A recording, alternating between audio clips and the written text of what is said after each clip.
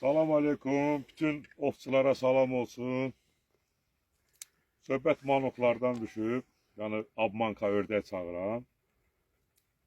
Bunları mən ovçuluqdan almışam. Bunu da pay veriblər. Bunu da almışam. Yəni ördək səsləri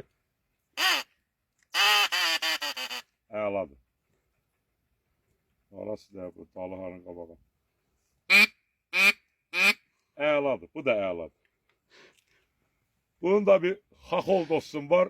Rusiyadan mənə göndərib. Bu da ördək çağırandır. Ay Köpoğlu'nun gedəsi.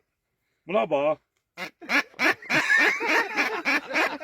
Bu mən qamışda belə-beləcəm. O yanda oturan ovçu bizim kimişdili. Nə başa düşəcək?